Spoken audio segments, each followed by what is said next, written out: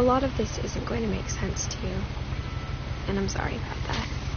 I'm just going to start at the beginning, with the house.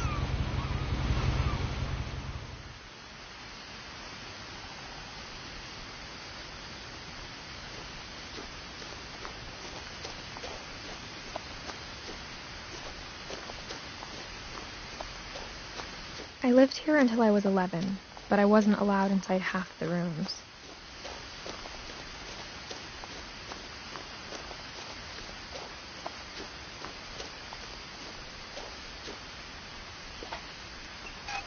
Inside the mailbox were bills from 7 years ago, marked urgent, open immediately.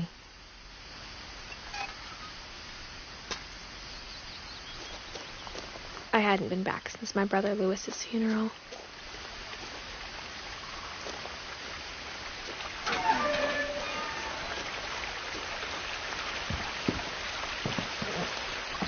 In her will, my mother left me a key, but didn't tell me what it unlocked. Maybe she thought I'd know, or she thought that the mystery would be enough to bring me back.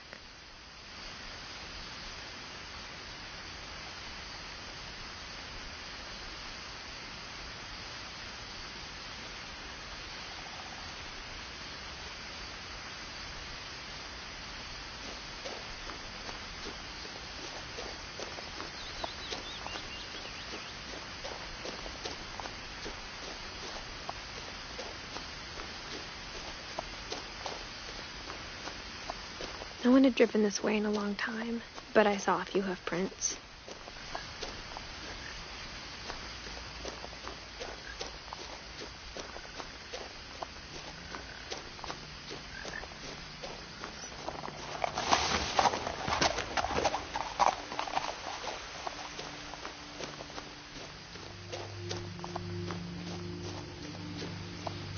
The truth is, even after I inherited the house, I never thought I'd come back to it. But now I had questions about my family that only the house knew the answers to.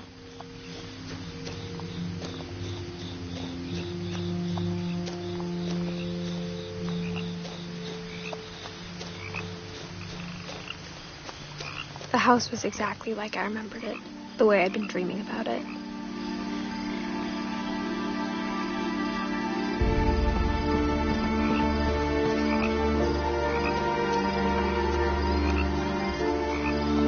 As a child, the house made me uncomfortable in a way I couldn't put into words.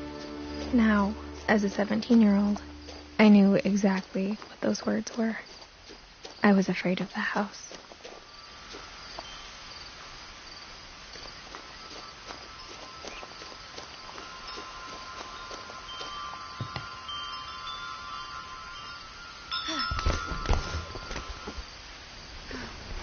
Crawling through the doggy door used to be a lot easier when I was 11.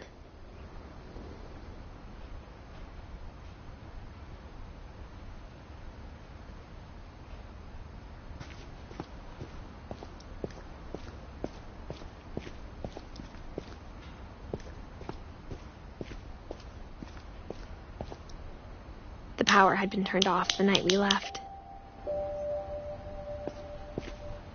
For the first time in years, I felt like I was home.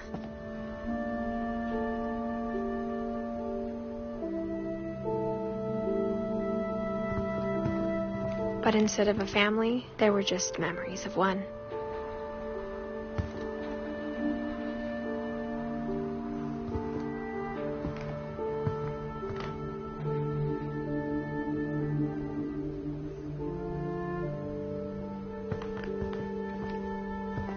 Like how only one restaurant would deliver to our house, so we had Chinese a lot. Or how after Lewis started working at the cannery, we all got sick of eating salmon. Except our cat, Molly.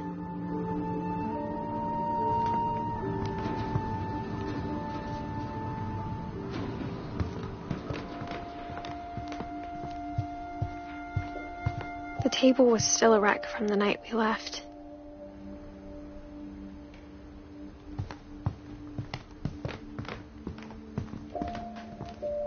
My mom was the only one of us who could imagine Great-Grandma Edie living in a nursing home.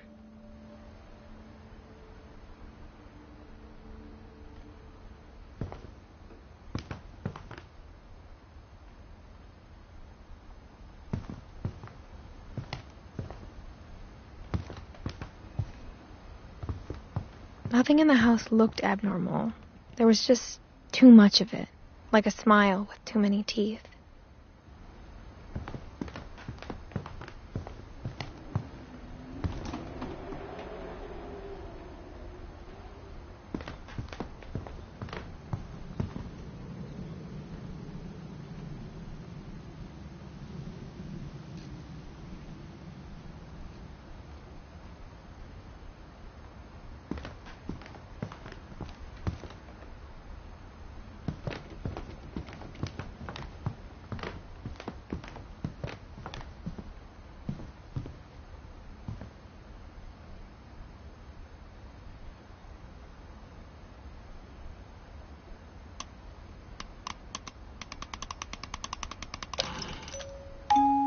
Great-Grandpa Sven built a music box for Barbara, along with the rest of the house.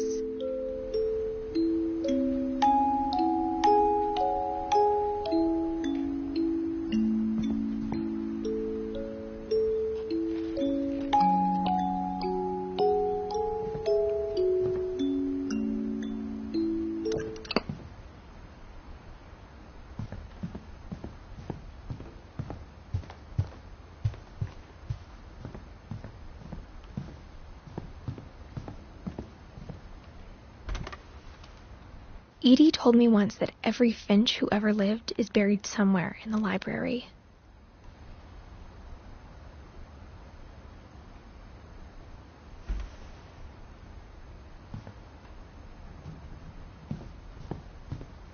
My mom wasn't much of an optimist, but she never stopped believing that my brother Milton was alive.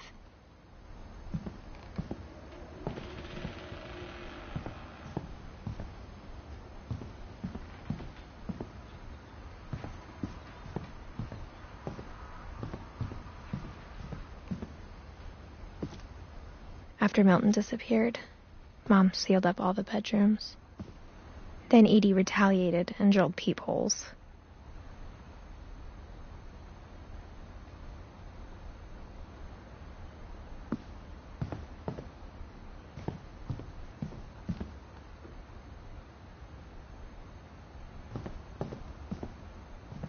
I spent a lot of time playing in Great Uncle Walter's room. I think my mom sometimes regretted not sealing it up.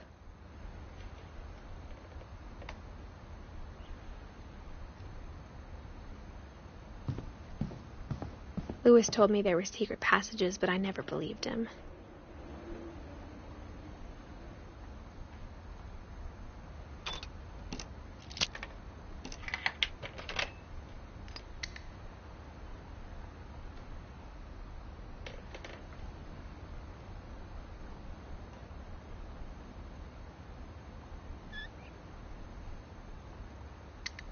Turns out, my mom was really good at keeping secrets.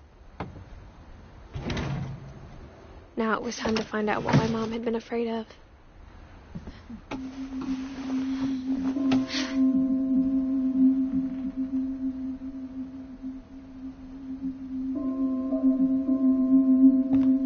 Reading this, maybe it sounds like I had a plan. But I had no idea what was behind that door.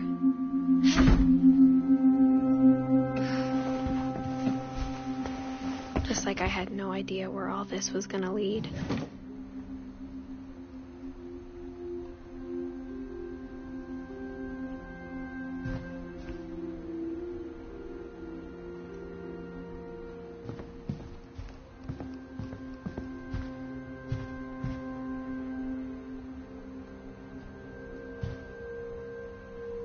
I got the sense Edie had spent a lot of time here, before my mom sealed the doors.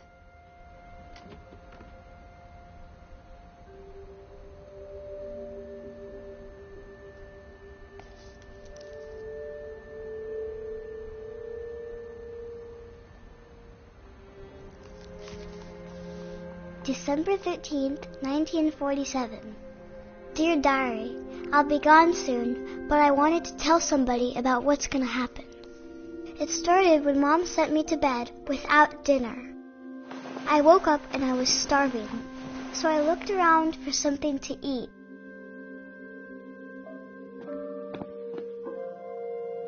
My Halloween candy was all gone.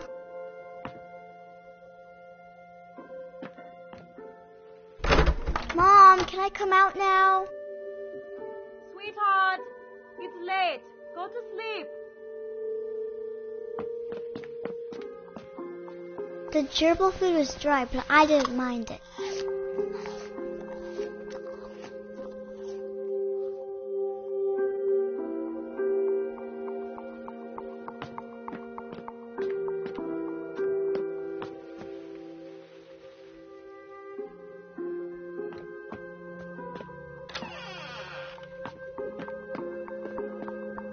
I kept eating and eating.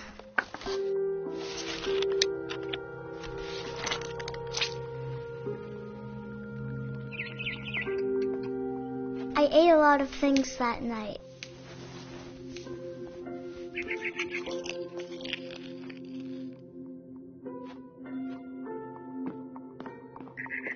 Then I heard chirping outside my window.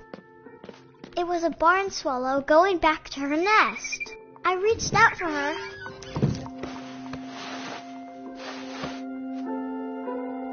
And suddenly,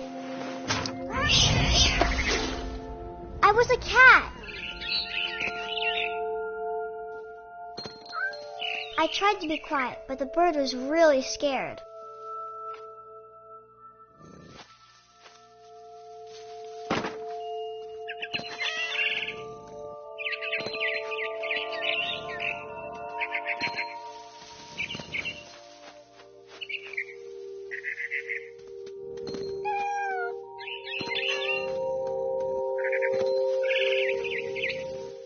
I jumped and I almost got her.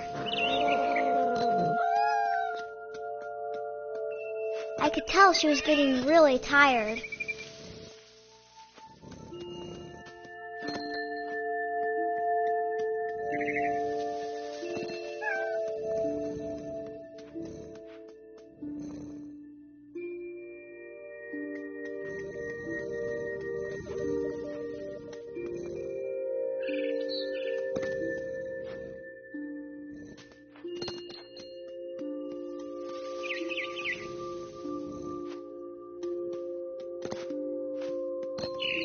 Now I was up in the big tree.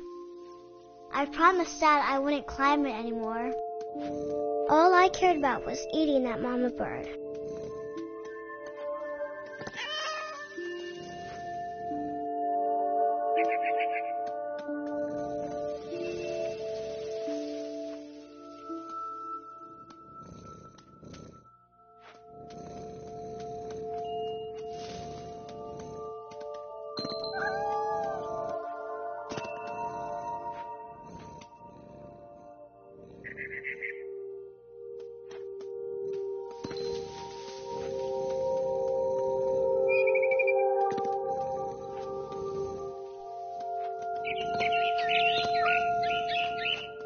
I gobbled her up.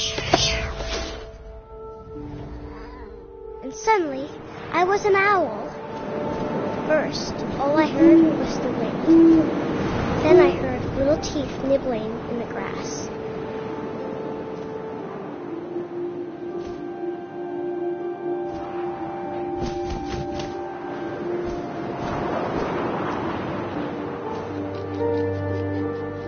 Rabbits.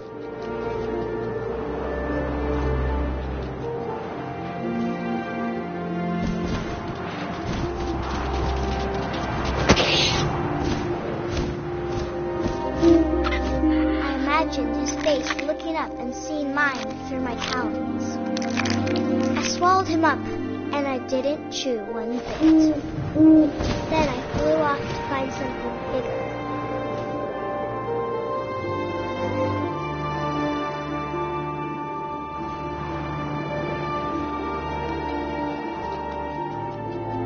A mama rabbit.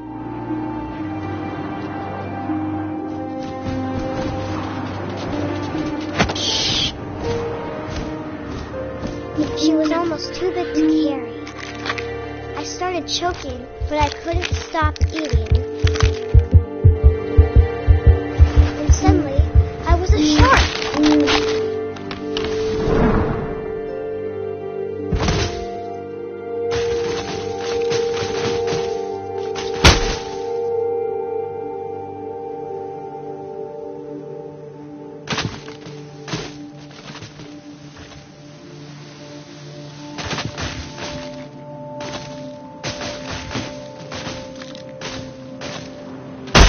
I rolled off the cliff and into the ocean. Now, I was hungrier than ever.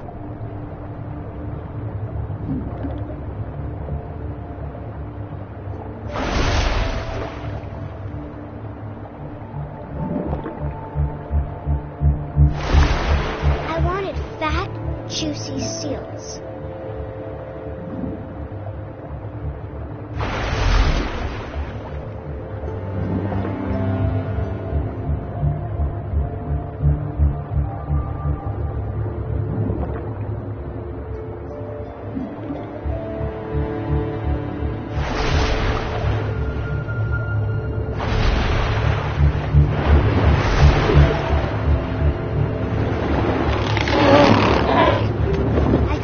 Her flipper, and it tasted really good.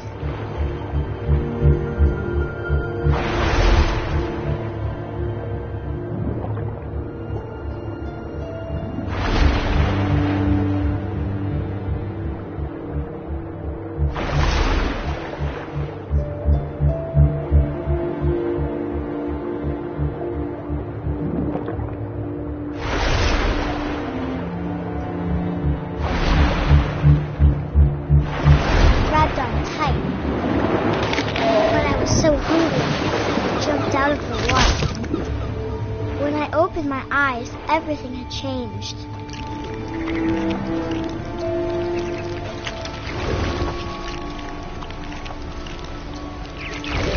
Now I was a monster, and I smelled people everywhere.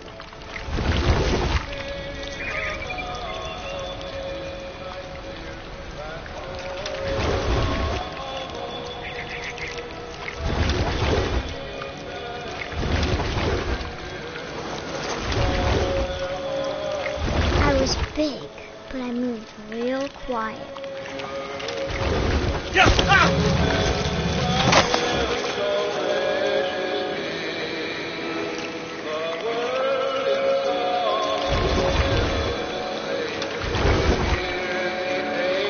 I wanted to stop, but also I didn't.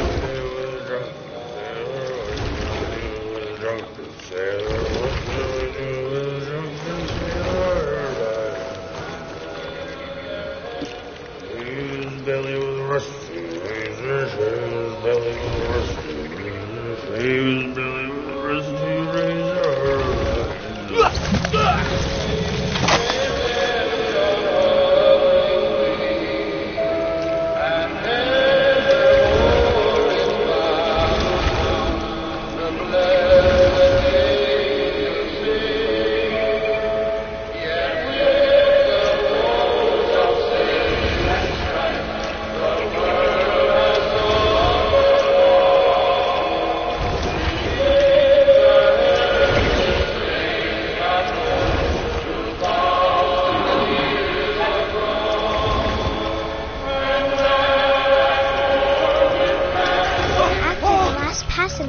I was still hungry. And across the water we saw something new. Something I had to have, so I swam towards it.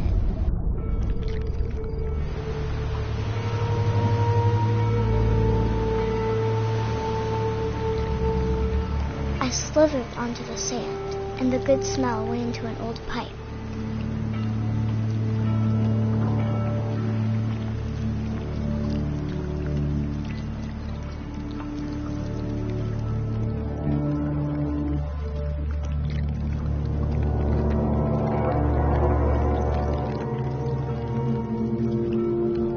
I got closer and closer.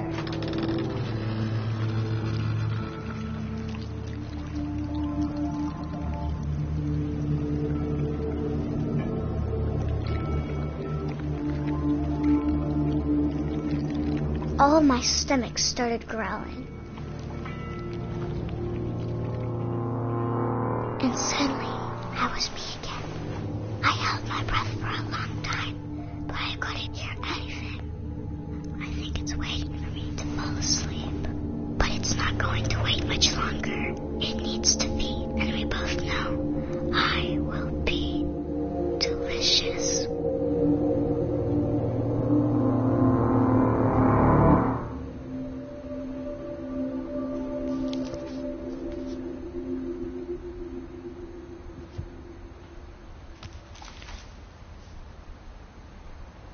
I'm not sure if I believed all of that, but I'm sure Edie would have.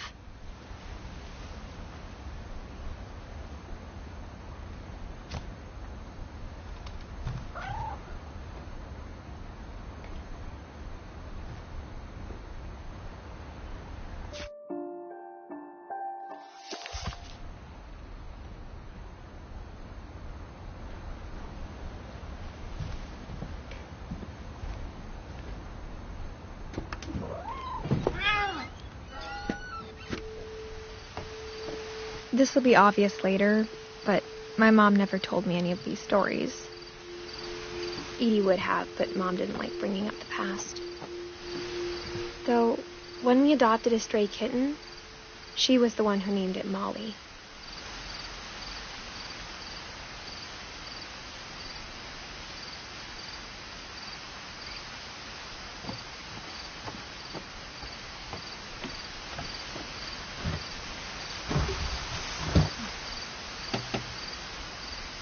I spent a lot of time in Great-Grandma Edie's room. We got along, and it was a good place to hide from my mom. Her room was like a museum.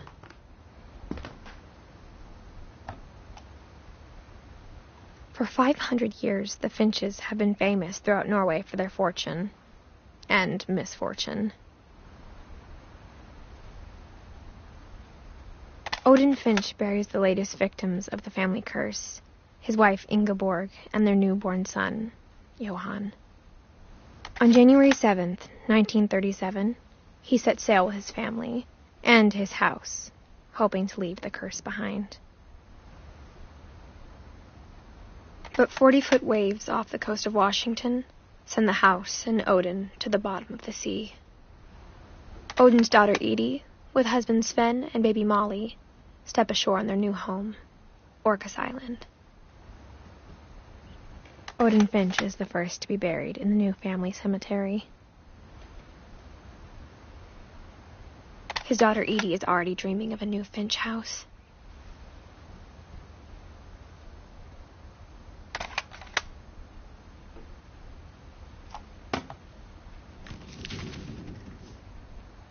Whatever's wrong with this family, it goes back a long ways.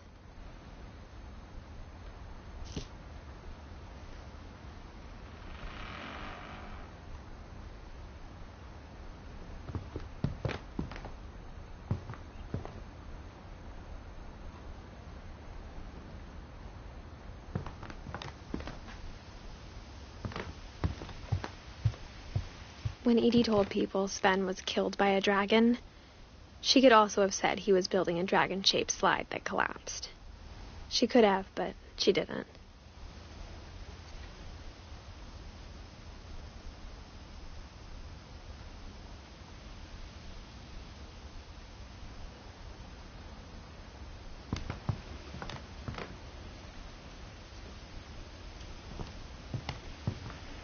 One summer, they evacuated the island, but Edie refused to go. For a few weeks, she was a celebrity.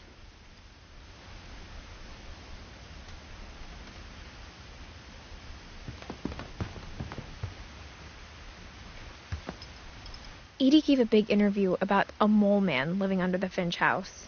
My mom was furious.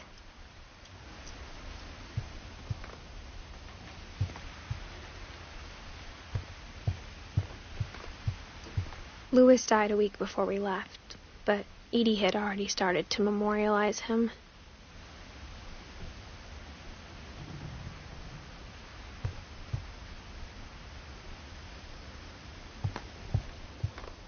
Even in her 90s, sometimes Edie seemed a lot younger than my mother.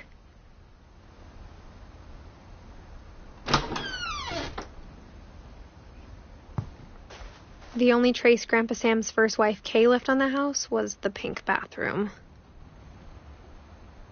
It was a pretty big trace.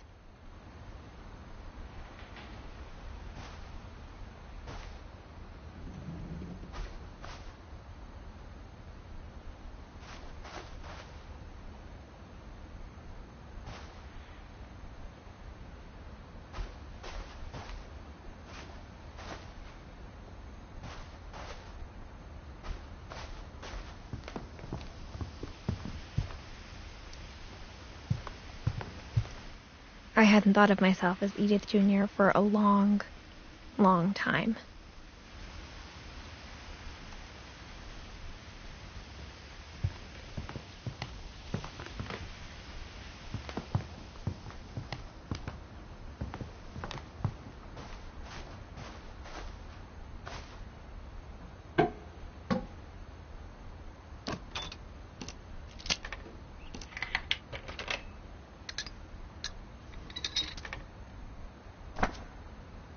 There's a secret in this bathroom.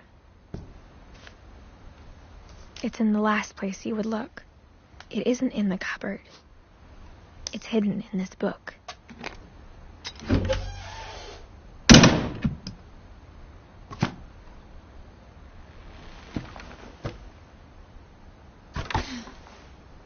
Sven gave Sam an old camera he'd refurbished. He never put it down.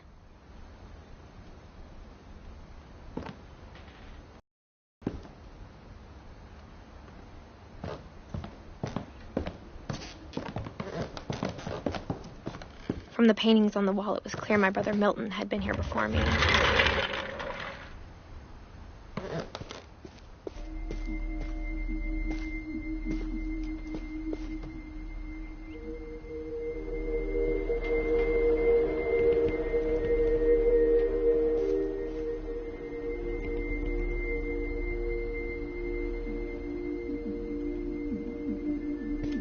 I knew Grandpa Sam had a twin,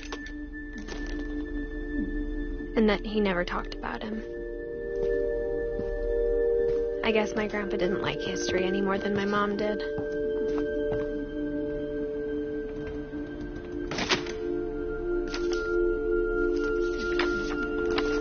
How I Want to Remember My Brother by Sam Finch. The thing I remember is that when he made up his mind, that was it.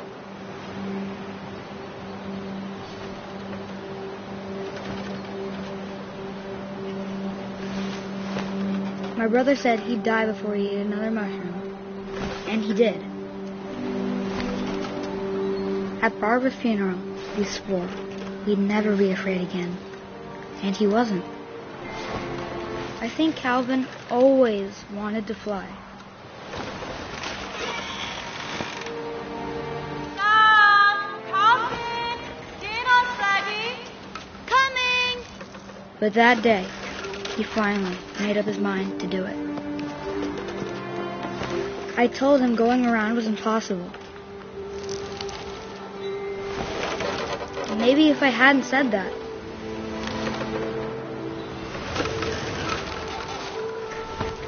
Calvin! I'm not gonna tell you again!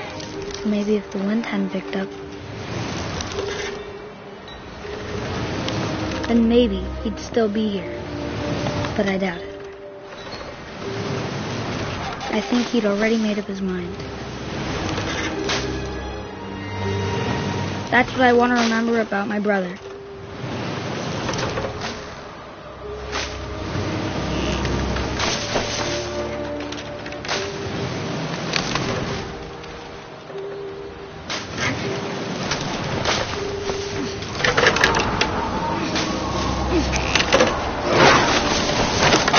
The day he made up his mind to fly. And he did.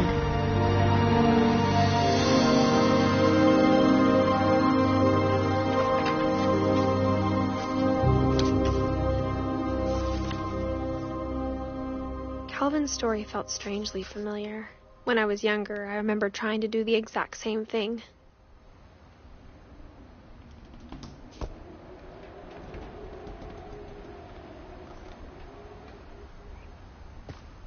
After the funeral, Edie roped off Calvin's half of the room.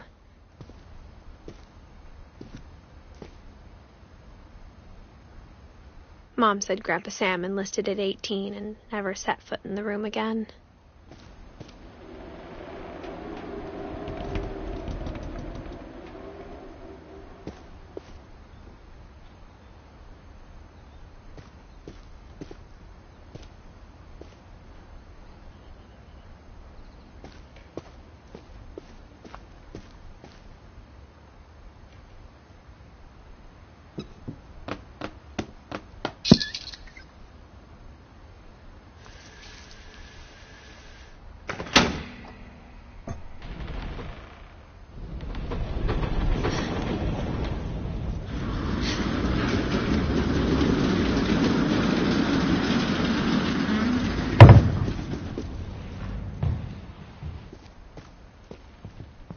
The passages were a pretty tight fit. They'd obviously been built for smaller hands and bellies.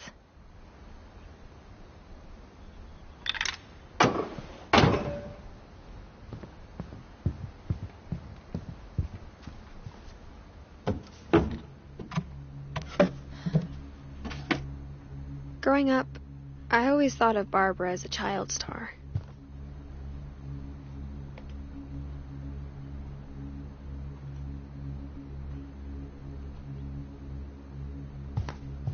I never thought about how hard it must have been for her afterwards.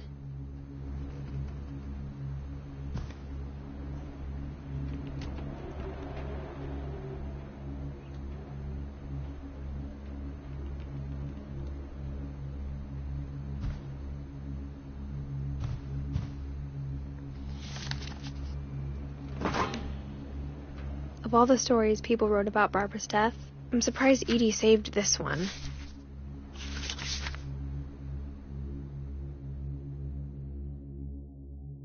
Old Jack here with another ghastly tale inspired by America's most unfortunate family. I'm calling it The Surprise Ending of Barbara Finch. As a child star, Barbara was famous for her scream. Now at 16, she was all washed up. A has-been. But in a lucky break, she'd been asked to perform her signature scream at a local convention for monster movie fans. It was just the boost her career needed. Unfortunately, her scream hadn't aged well. Getting better. I think you just need the right motivation. Her biggest fan and current boyfriend, Rick, was about to demonstrate when... Now that was a great scream. It was Barbara's father, Sven. He'd slipped into a table saw and had to be rushed to the emergency room. So Barbara got stuck babysitting her youngest brother, Walter. Her convention comeback was canceled. Okay, I'm hearing frustration, but I'm not hearing terror. What if I tried... A gang of hoodlums in Halloween masks have been terrorizing Orcas Island tonight. Police are urging residents to... That came from the basement. You're right! Also, I loved your delivery on that. Why is your basement door locked? Because my dad likes making puzzles and secret passages. There's a key hidden in the music box. The secret is to keep winding and winding until finally the key pops out. Thanks, babe. I'll be back in a sec. 20 minutes later, Rick hadn't returned. So Barbara went to look for him, right on cue. She reached for the music box.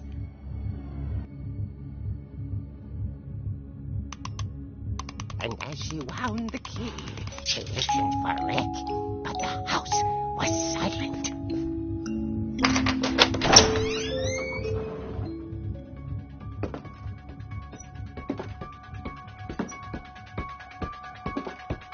She found Rick's and imagine the worst.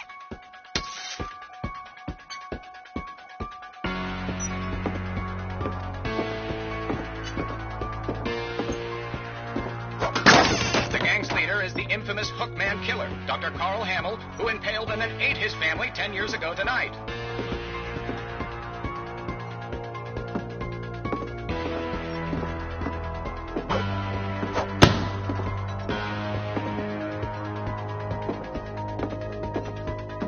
The old fridge rattled and grew stale. Oh, dear. Oh! Rick? Barb, relax. I was just trying to scare you to help you find your scream. Well, I'm not scared, Rick. I'm furious. Then act furious. All I'm getting from you now is that you're hurt and confused and you... She threw him out, but she kept a little something to remember him by. Barb, have you seen my other crutch? And she was still holding it when she fell asleep watching the late picture show. Hours later... Barbara! Walter, what's going on up there? Ah! Okay, I'm coming up, but if this is a trick, you're dead, Walter.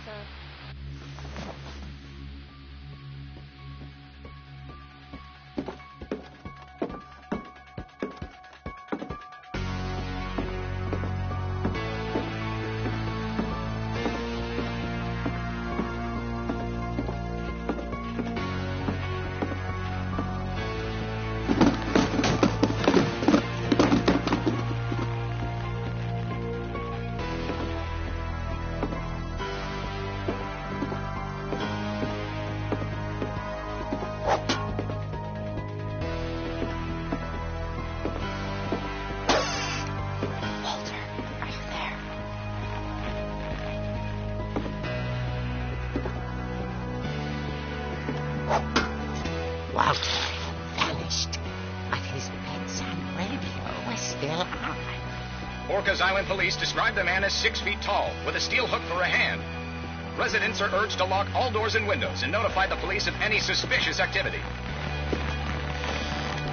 Barbara turned, saw the Hookman, and was speechless. He was quite smashing.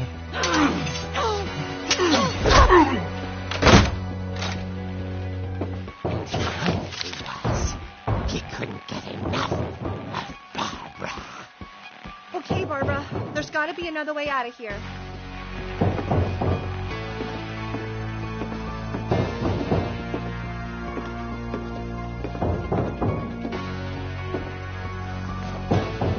That night, she played her part beautifully.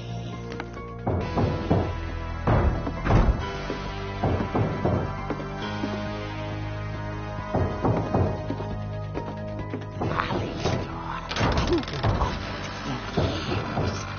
The hinges groaned.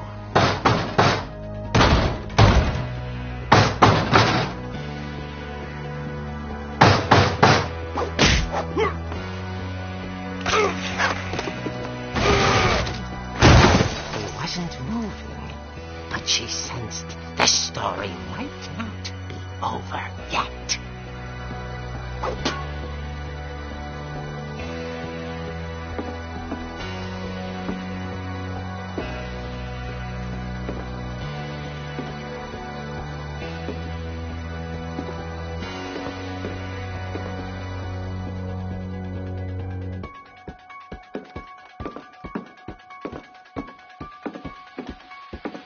The Hookman had vanished. She listened for his breathing, but all she heard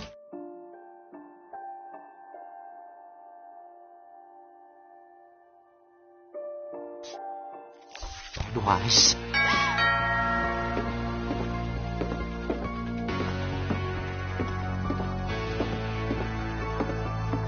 At the door, she heard whispering. It was coming from inside the house.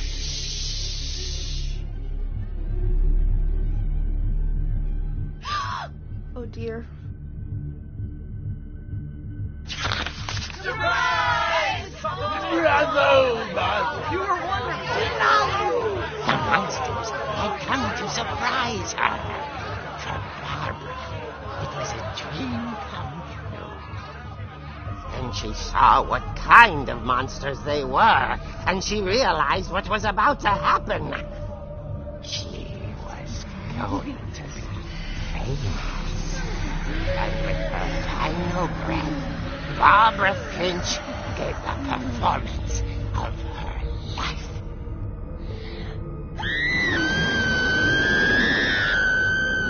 I wasn't there myself, but I hear Barbara was magnificent. Poor girl. She had a taste for stardom. But unfortunately, so did her fans. Of course, the police blamed it all on poor Rick, who disappeared the same night. And little Walter, hiding under his bed the whole time. They took it all pretty hard, but that's another story. As for Barbara, tucked inside the music box is all they ever found of her. Her ear. Now that's what I call a real eerie tale.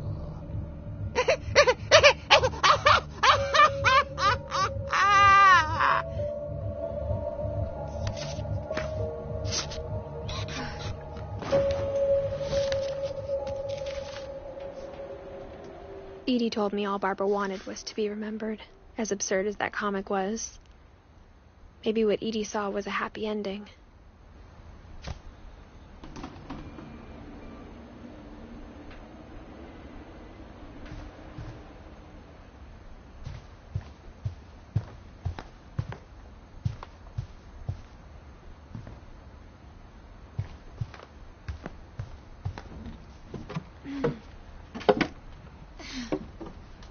I guess now I know why Mom didn't like me playing with the music box.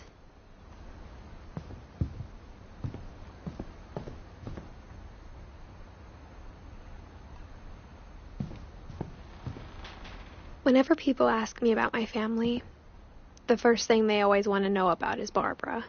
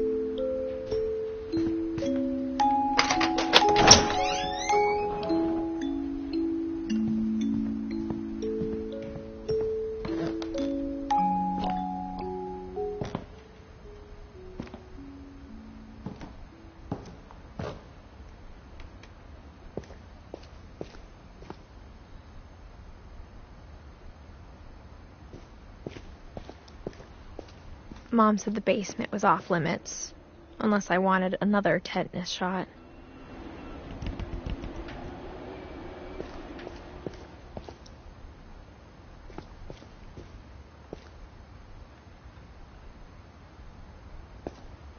I saw Edie sneak down to the basement once, carrying packages. I thought maybe she was hiding presents. It turned out she was hiding a lot more than that.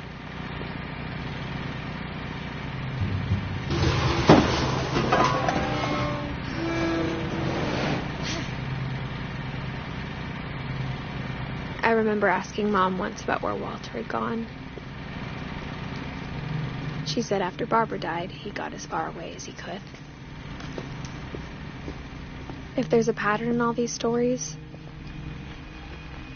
I think it's that none of us has gotten very far.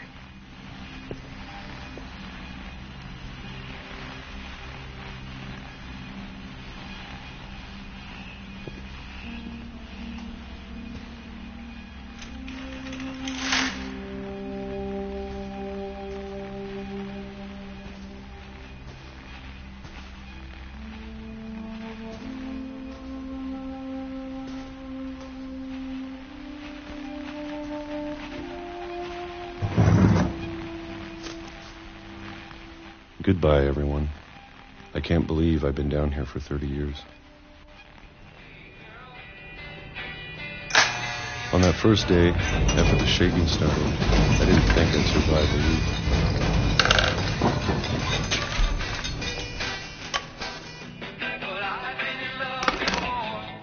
But after a few days, I settled into a routine. That's what kept me sane.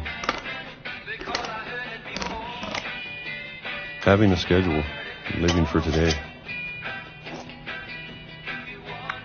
I always expected to be dead tomorrow. But if you wait long enough, you get used to anything.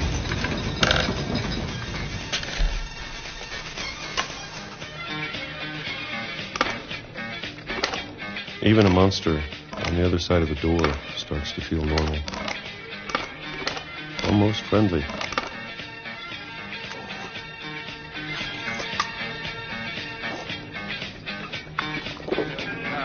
And then one day, everything just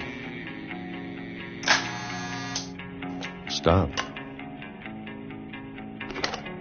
Whatever that thing was, it was gone. Maybe it got tired of waiting. Or maybe I just got tired of being afraid.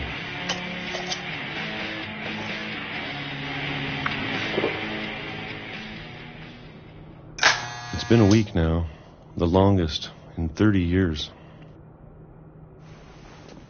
I'm done waiting. I have to leave while I still can.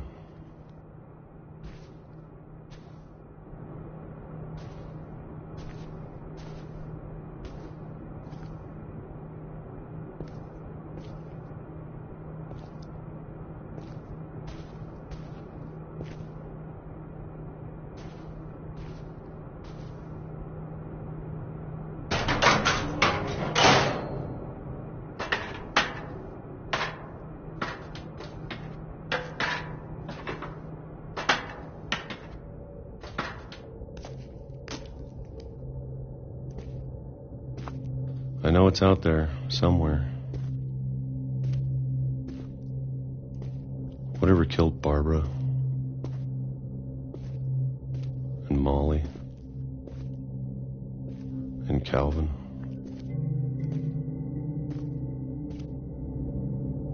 Maybe this is all a mistake. But I need to stop living the same day. Even if it kills me.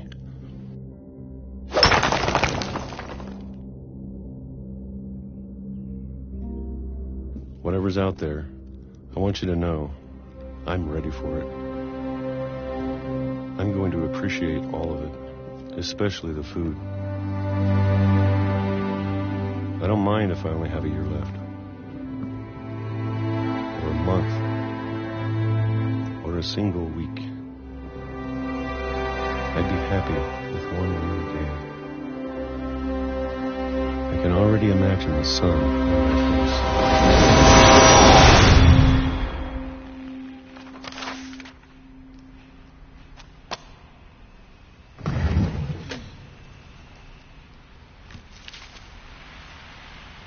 Walter died when I was 6. I can't believe my mom never told me he was down here.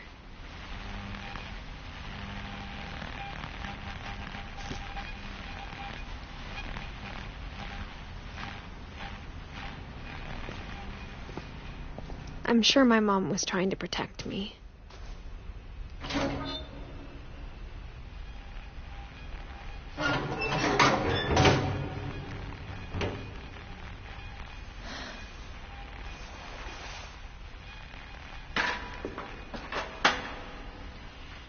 Maybe she was afraid I'd end up like Walter.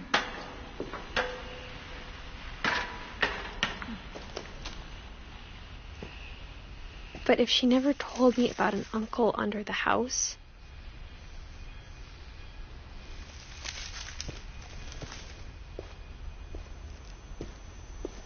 I can only imagine what else she was hiding. I don't want to make the same mistakes she made.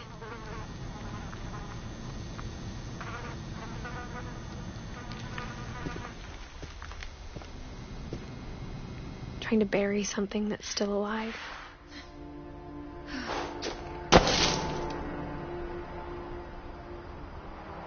Now that there's only one of us left, or maybe two, I thought it was time I heard the stories for myself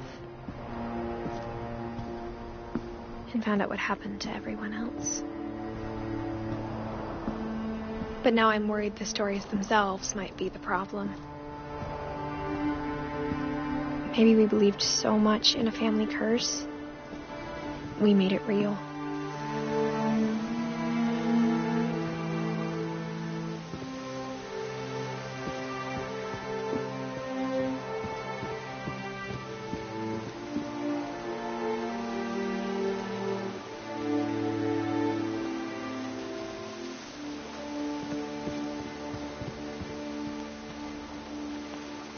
I don't know if I should even be writing this.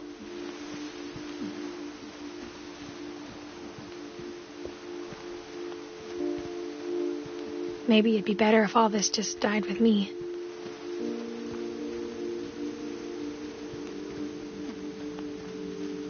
But I thought you should know about your family.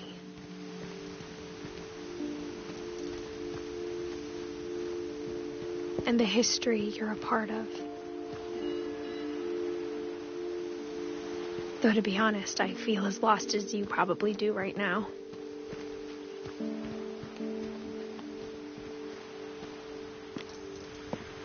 I think the people in these stories believed them, for what that's worth.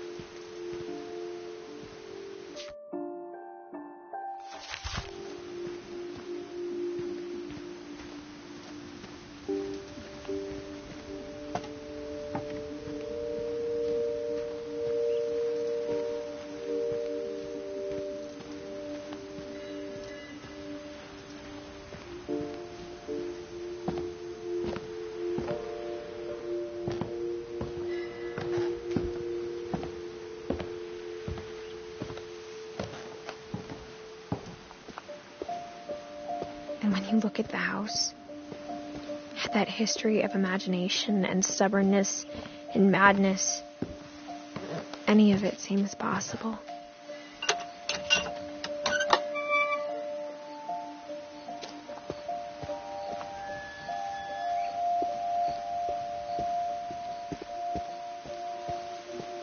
I think we've been surrounded by death for so long, we've just gotten used to it. What kind of family finishes building a cemetery before starting the house?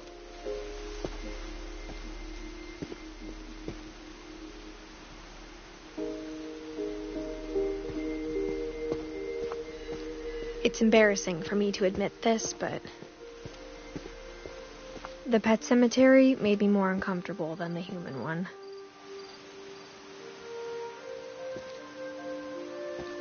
Three of the gerbils are mine, and 2 had been my fault.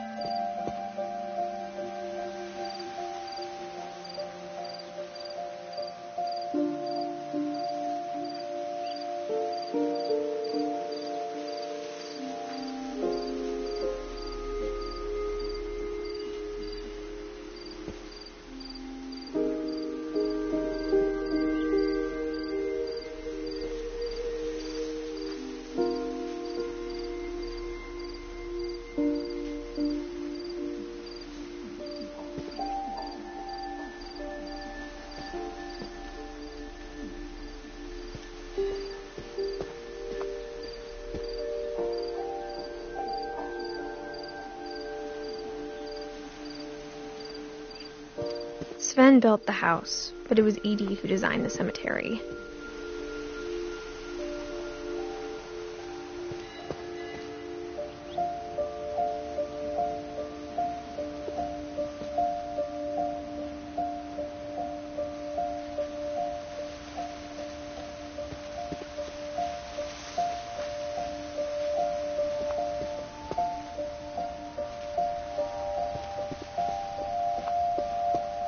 I'm sure Odin's monument had been Edie's idea.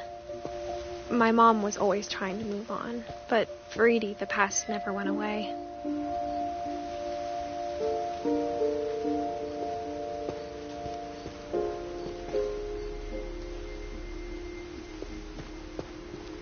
She could see it poking out of the water at low tide.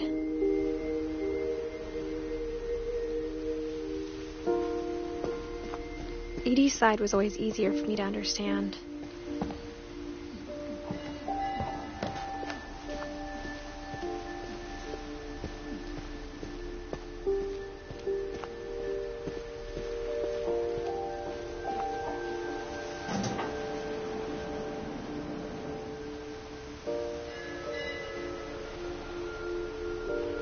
Edie said she dreamed about the old house every night.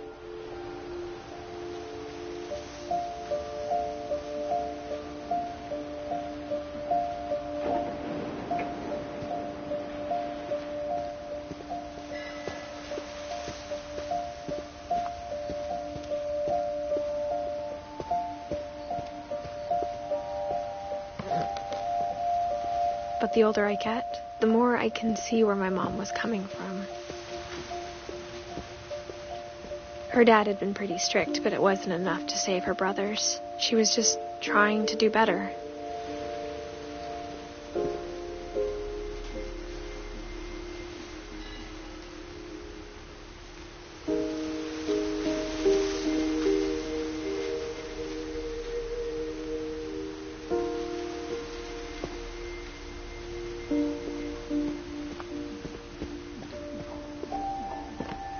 She lost 2 of her brothers, just like I did.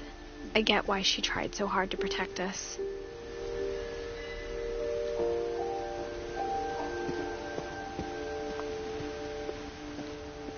There's so many things I wish I could ask my mom now. Part of me thinks this is what she wanted all along. For me to come back someday and find everything out for myself.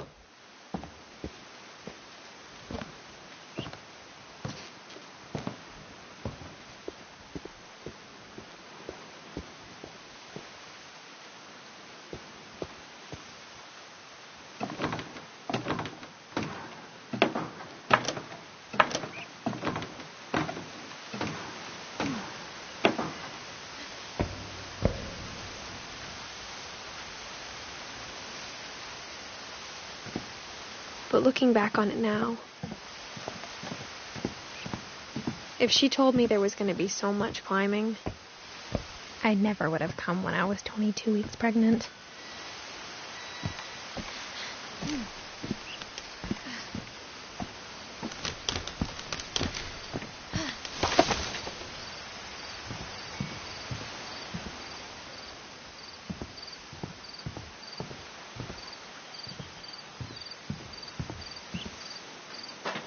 I never met Grandpa Sam, but I think he and my mom had a lot in common.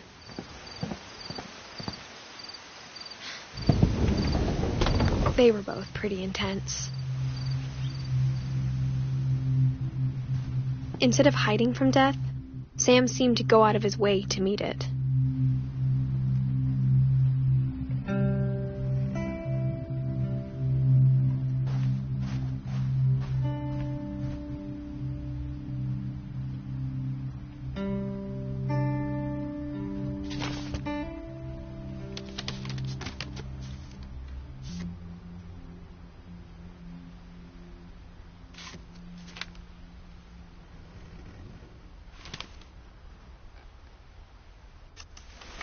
Dawn, I promise, you'll never forget this weekend. Yes, sir. These memories are going to last a lifetime. Mm-hmm. Am I going to have to shoot anything? It's a hunting trip, Dawn. Shooting is strongly encouraged. Shouldn't we be leaving? Just want to get a shot of you, Dawn, then we can take off. Not quite.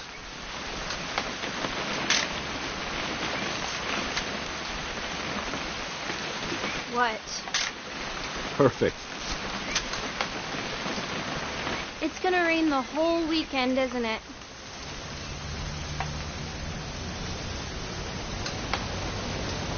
I will never forget this weekend. Okay, got it. I'm gonna take some pictures, okay? Just be careful. That camera's older than you are.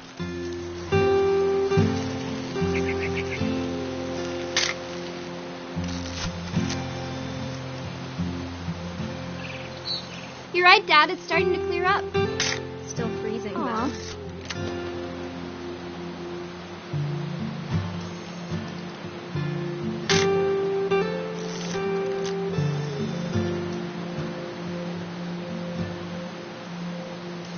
Definitely should not have drunk all that coffee. Hey! That's a keeper. I'm just saying, I'm not always going to be here, Dawn. You'll need to remember this stuff if you want to survive. I'll be fine, Dad. You know who else thought he was going to be fine? Some guy who died. Dawn, I'm being serious. I know, Dad. You're always serious. Doesn't being out here make you want to chill out? Well, to tell you the truth, I haven't been out here in 20 years. Dad! Good eyes, Dawn. Before you take the shot, let me get a picture of you.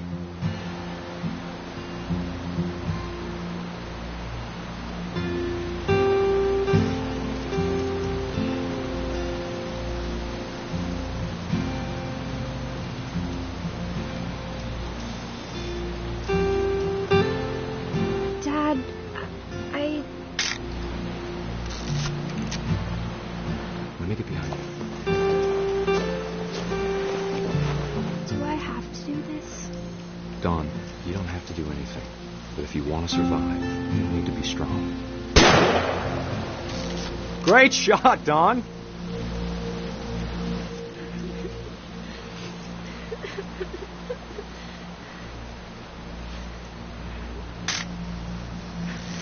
I'm proud of you, Dawn. Always remember that, okay?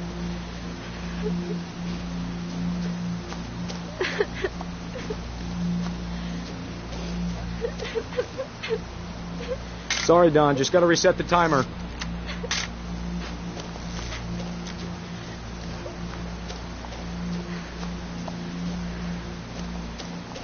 Dad, it's twitching. I think That's it's totally normal, Dawn. Just focus on the camera. Try not to think about... Dad!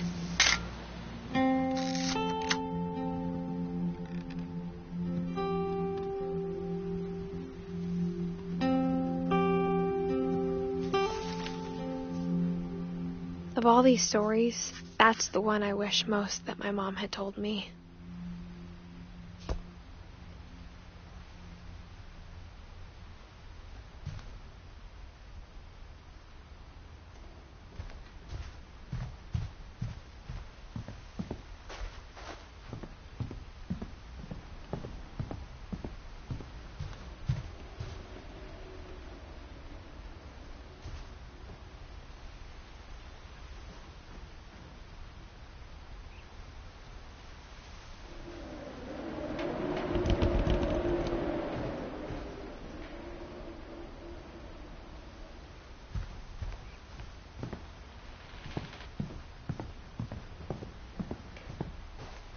Sam spent his life shooting photos, but Mom said he got nervous being in front of the camera.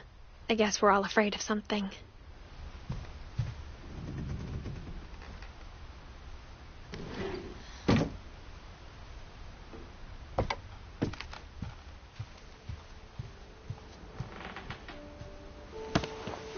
After Sam died, my mom and Edie got really close.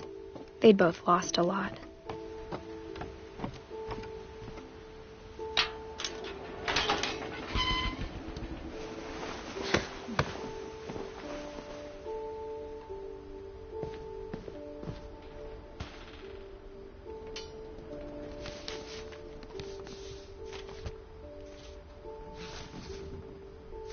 Dear Kay, do you remember the way Gregory used to laugh when he thought he was alone? Like something funny was happening, but only he could see it.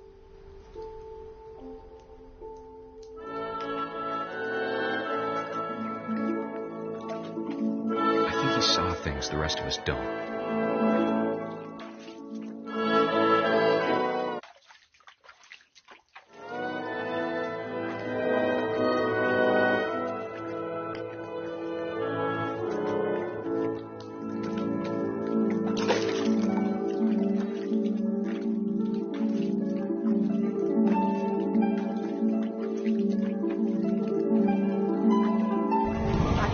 Gregory, it's time to... Hold on, sweetie.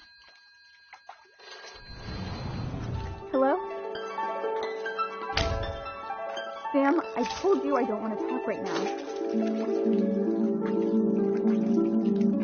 I wonder what he saw. What his world was like.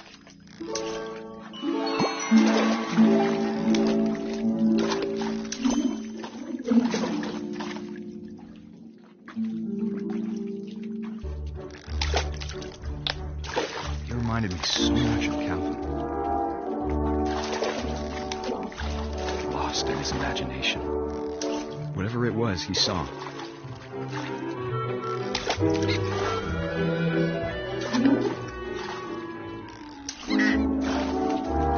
It sure made him happy.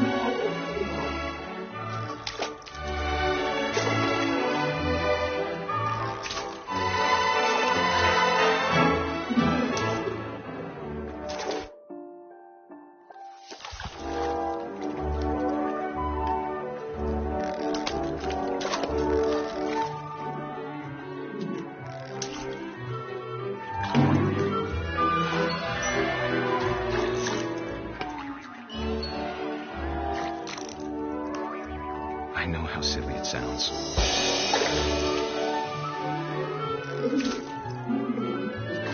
That I worried about a baby being too happy. But I could feel him slipping away. Sorry about that, Gregory. I know you did everything you could. Maybe if I hadn't called that night. Damn it. I wish he could have told us about the world he saw.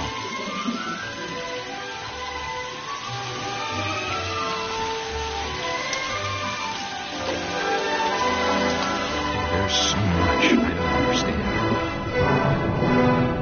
about Gregory. About everything.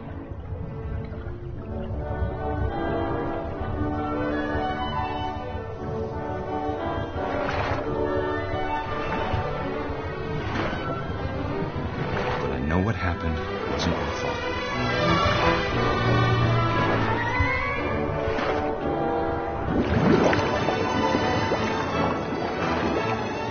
I'm sure he's happy. And he'd want me to be happy too.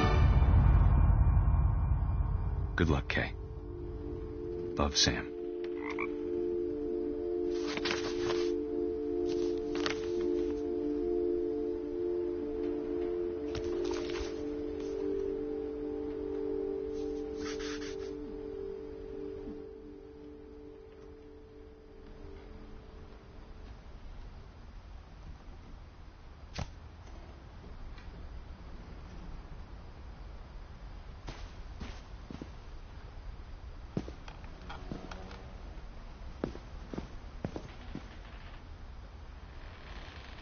can't imagine my mom ever writing poetry, and yet...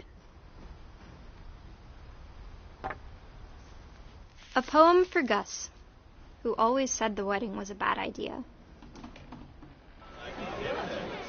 Our father never hit us kids, at least not very hard, before the day my brother said with teenage disregard that he'd be dead before he'd see a wedding in our yard.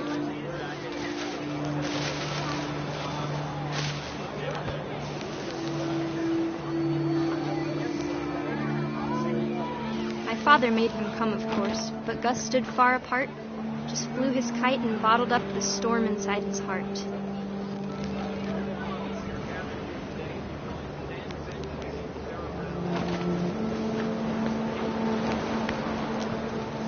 I tried to talk him out of it, but though he'd never met her, we don't need a stepmom, were the words that I now pronounce you husband and wife. You may kiss the bride.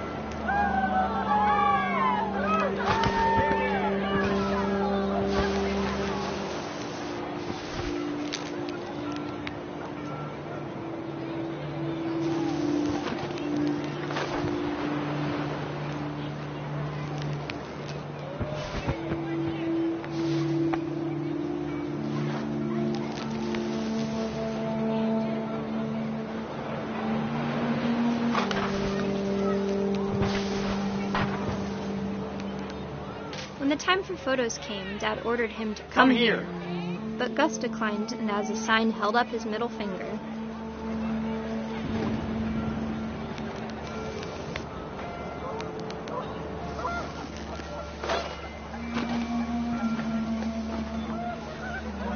The wind picked up and panicked geese appeared and quickly went. But all the humans did that day was go inside the tent.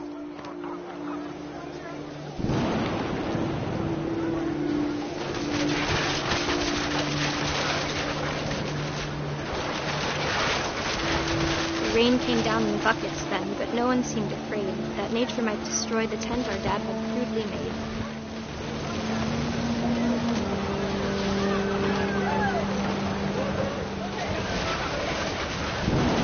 The thunder sounded much too close and full of angry power, but all my father said to this was, "Make the music louder."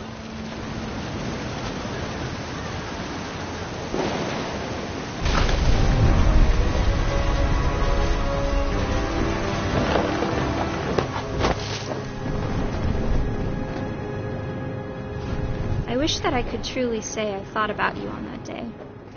Out there on the beach alone, just you, the wind, the sea, and foam. But I didn't, until we found you.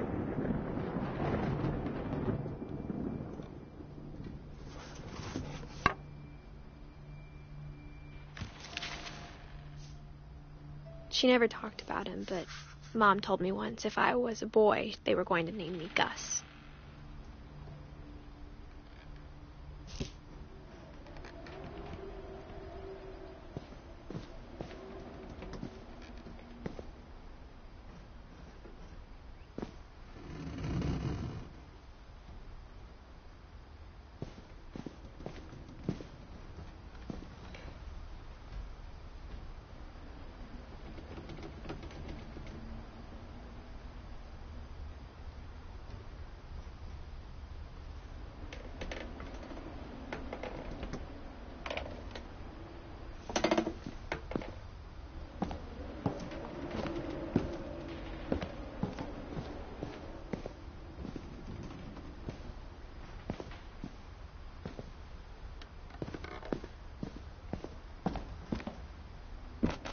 My mom moved up to the loft after her brothers died.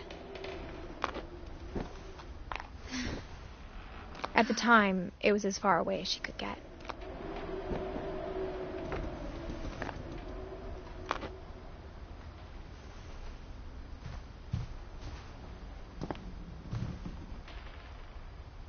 She spent a summer building houses in Calcutta, where she met my dad, Sanjay.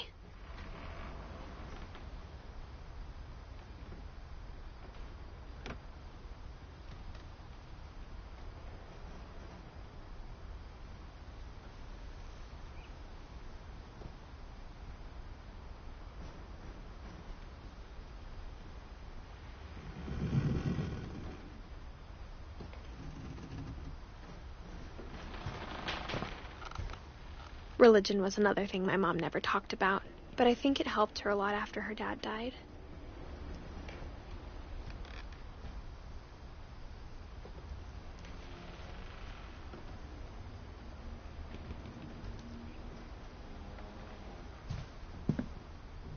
My mom moved to India a week after graduation and got a job teaching English. Louis was born a year later.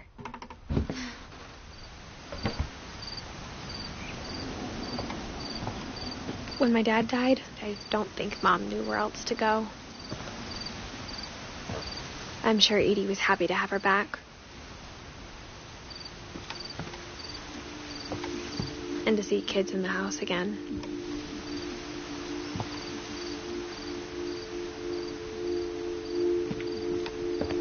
The house had to get a little bigger, but Edie was used to that.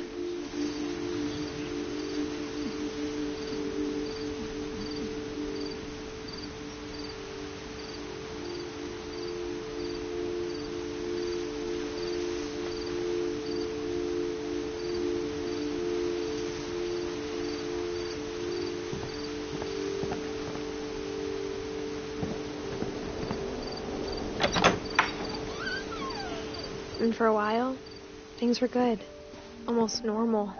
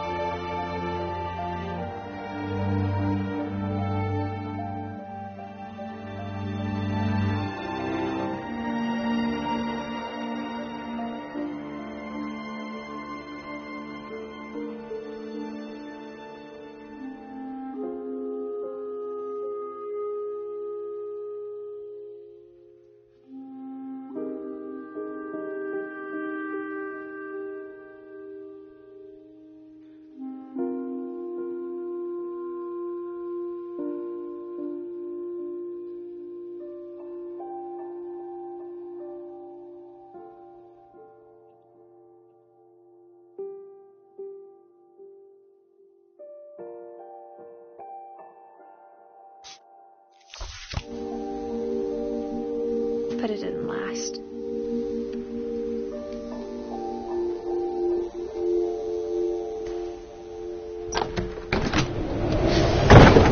The beginning of the end was Milton's 10th birthday, when Edie gave him a castle.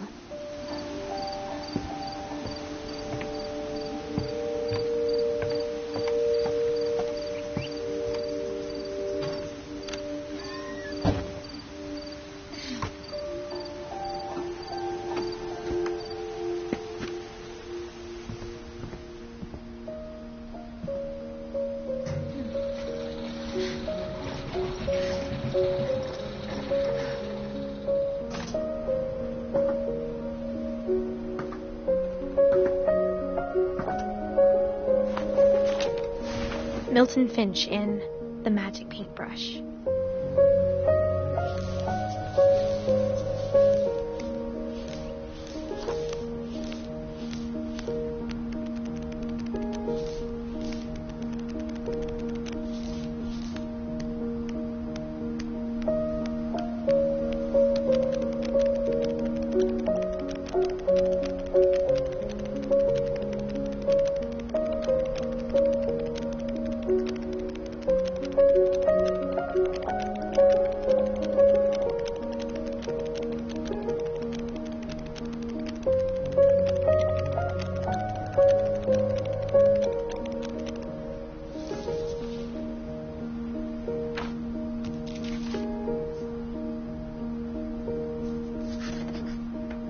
was 4 when Milton disappeared.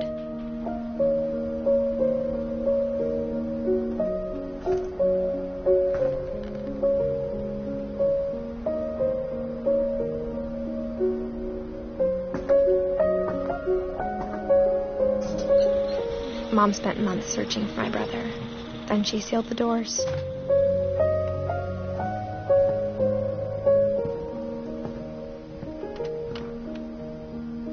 Whatever Milton had found in the house, Mom didn't want it getting out.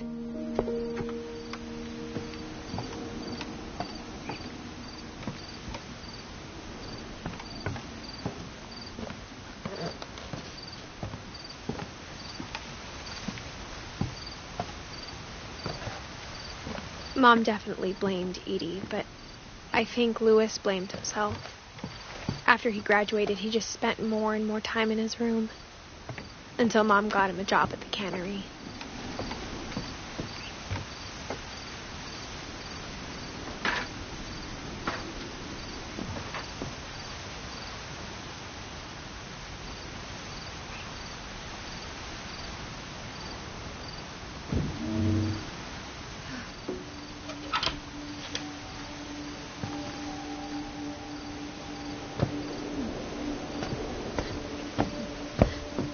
Louis's room smelled very, very familiar. That part of him lived on.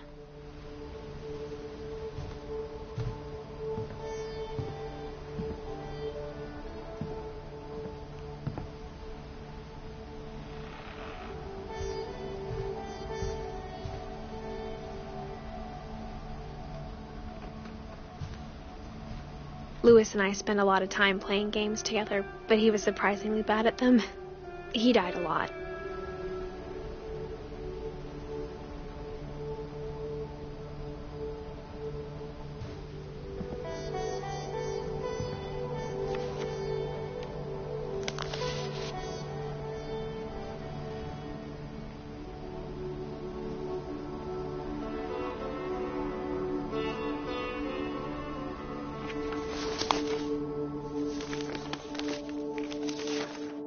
Dear Mrs. Finch, as Louis's psychiatrist, I can understand your desire for an explanation. As I see it, the trouble began in January, shortly after we convinced your son to seek treatment for substance abuse. Newly sober, I believe Louis first noticed the monotony of his daily life.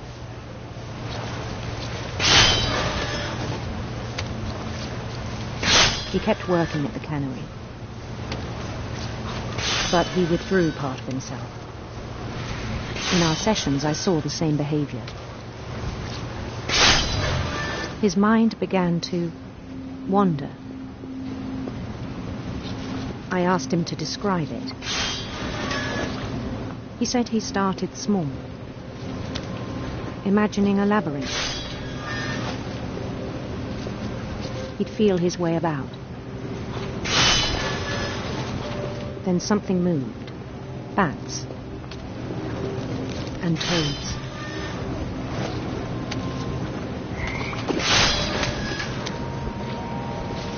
And things that have not names. He knew it was all in his head. But he took it very seriously. I had hoped he'd find himself.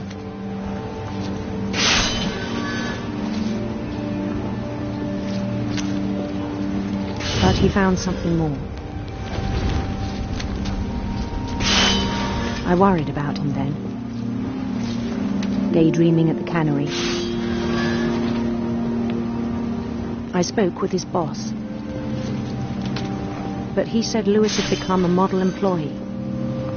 Methodical, tireless, focused. Like a whole new Louis. So I let him go on.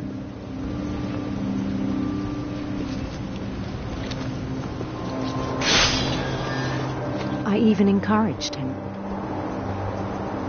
It seemed very promising at first. He told me he'd made a new friend.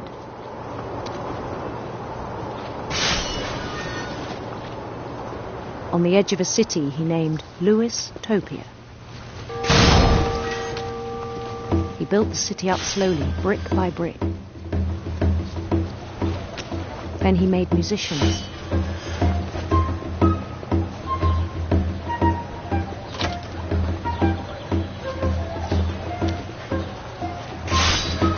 And songs for them to play. He talked about starting a band. And he was always humming something. Every day his imagination grew stronger.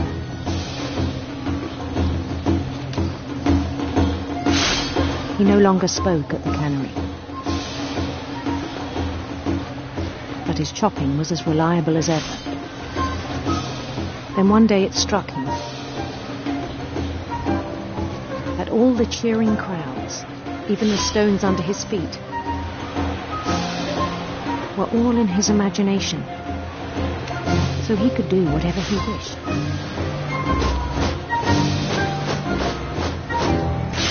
He held an election for mayor, and he won.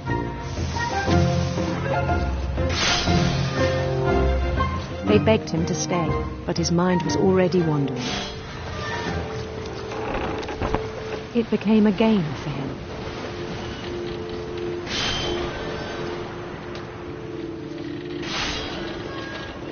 He'd conquer a city, then immediately push on. New Louisville.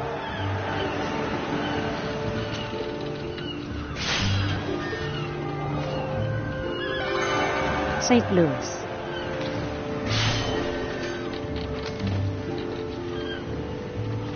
He started drifting away from our reality.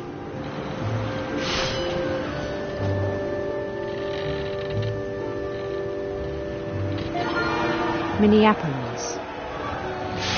Until one day he forgot to go home from the cannery.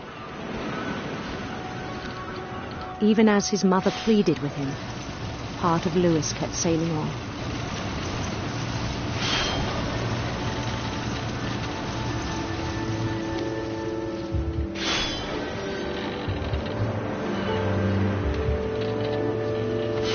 In Louisburg, he heard rumors of a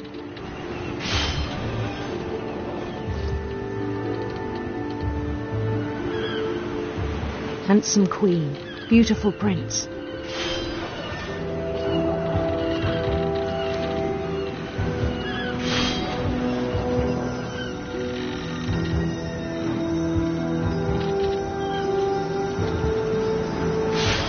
The prince was on his own quest for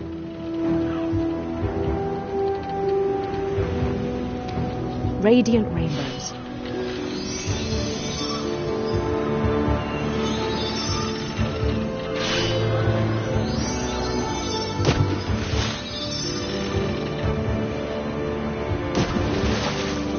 He followed the sound of his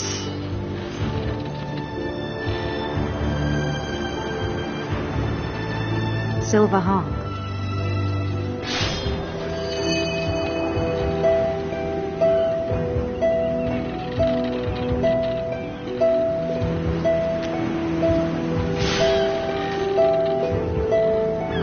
His chase led him to a golden palace east of the sun and west of the moon.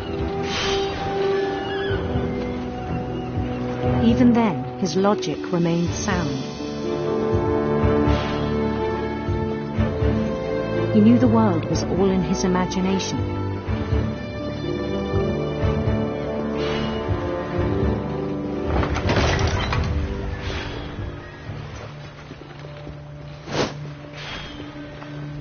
But he was so proud of having created it.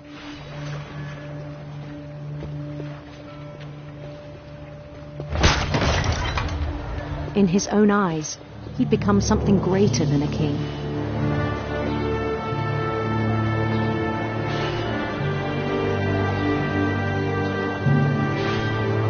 For someone who'd never known success in the real world, I think it was overwhelming.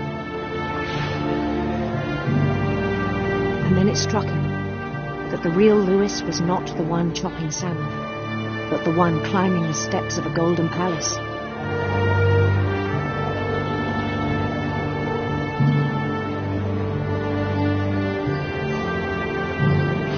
My imagination is as real as my body, he told me.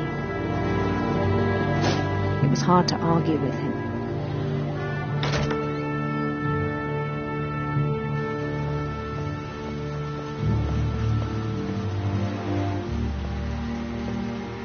We began to forget the world we know.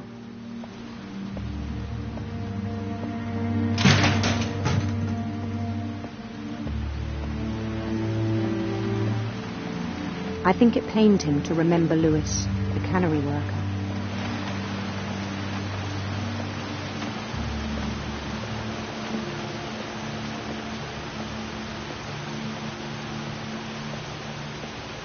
He began to despise the man with a royal contempt.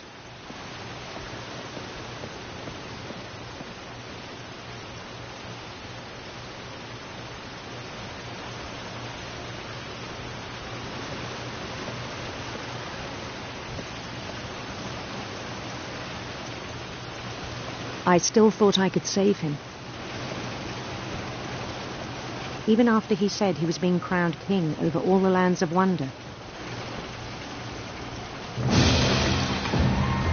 The palace would be packed with his companions.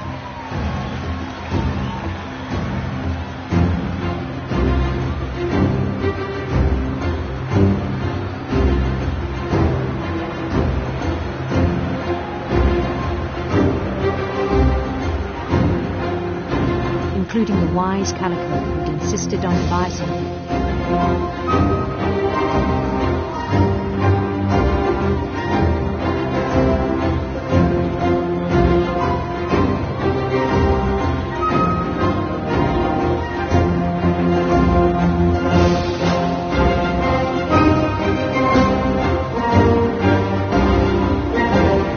His prince waiting, holding his crown.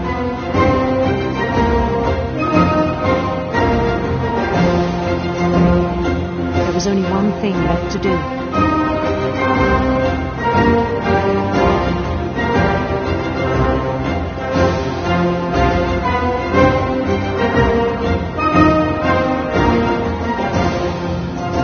Bend down his head.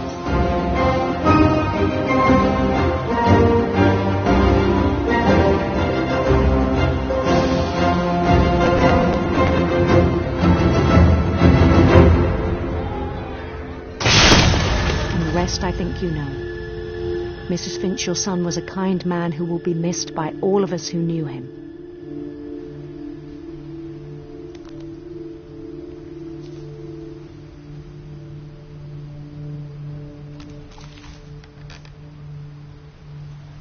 My brother was really cool. I wish you could have met him.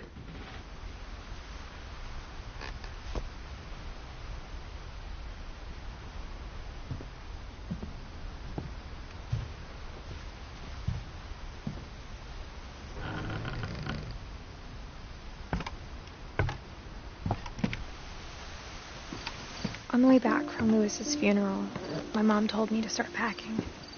She waited until the day before we left to tell Edie.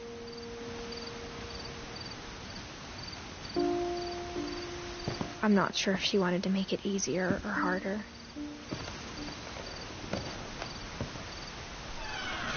I wish we'd stayed. But I understand why we left.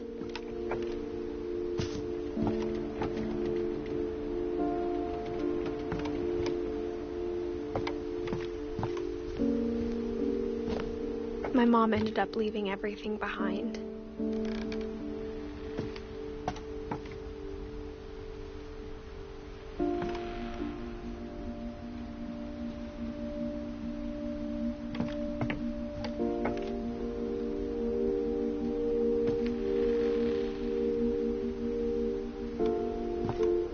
What happened that night had been coming for a long time.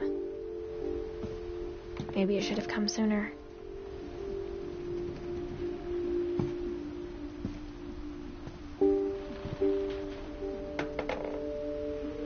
But it had to end one way or another. All that's left now is to tell you about that last night.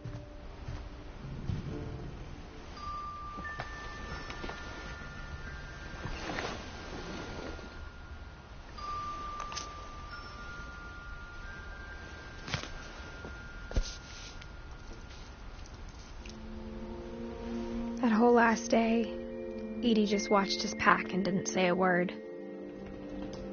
Until supper, when she raised her glass and said, "To our final night together, and all our final nights apart." Grandma, you know what I said about alcohol. Some of your medications are very Edith, specific. I left a present for you in the hallway. Why don't you go open it? The grown-ups have to argue now. I'm sorry, you're right. We're all leaving tomorrow. Let's just enjoy our last... I'm not leaving. Edith, you're excused.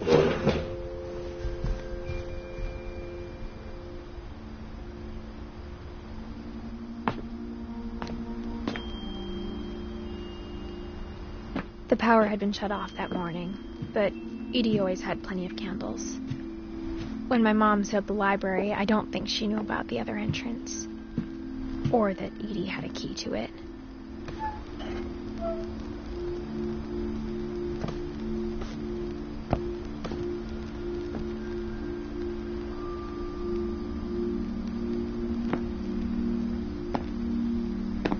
That thing you're afraid of isn't going to end when you leave the house. Edith has a right to know these stories. My children are dead because of your stories. I think it's best if Edith and I leave tonight. We'll have the nursing home send a van for you in the morning. Okay? Dear Edith, there's so many stories I wish I could tell you, but there's only time for one. This is about what happened on the night you were born. That night, the tide went way, way out. It was the first and last time I ever saw the old house aground. There'd been an earthquake out in the middle of the ocean. They called it the lowest tide in 1,000 years. God, it smelled awful. You know, I've seen that house every day of my life.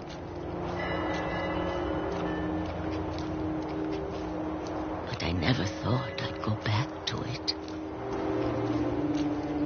When the fog rolled in, I lost my way.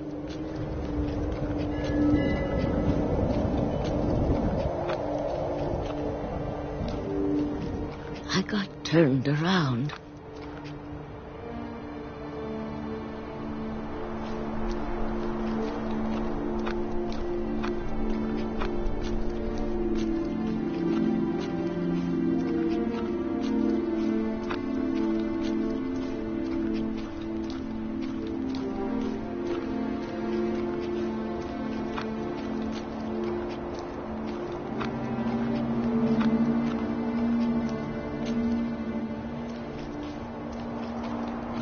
I started seeing things.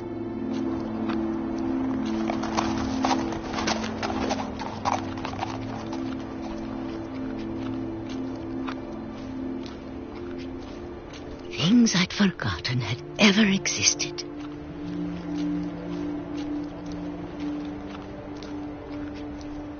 But when I saw them, they felt like old friends. That night, a lot of things came back to me. Or maybe I came back to them.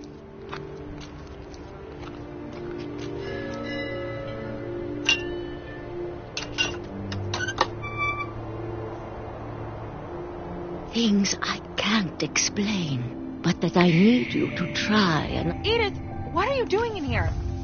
It's mine. Edith! Mom, you're gonna rip it! Let go! I kicked and screamed, but Mom dragged me to the car.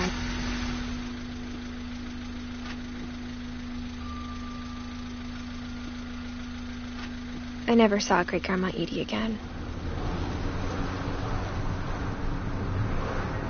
The next morning, the van came to pick her up, but she was already gone. After that, we moved around a lot.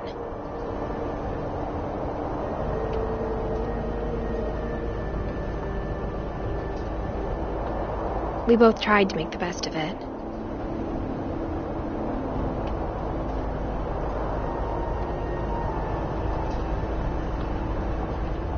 A few years went by.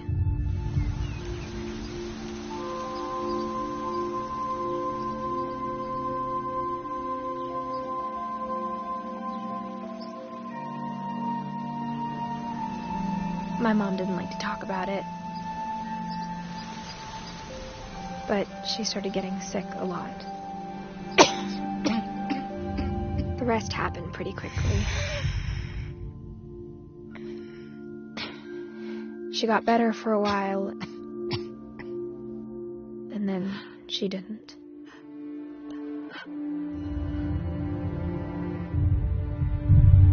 And then I was alone. The last Finch left alive.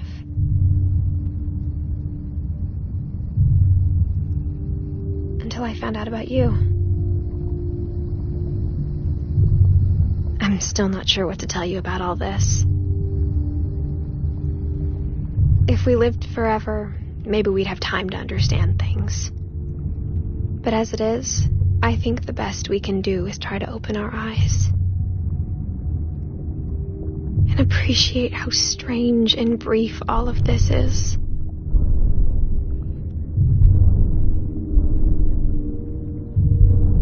This journal was supposed to be for you.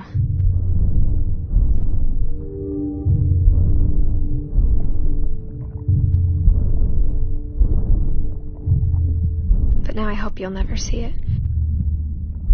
I just want to meet you and tell you all these stories myself. But I guess if you're reading this now, things didn't work out that way.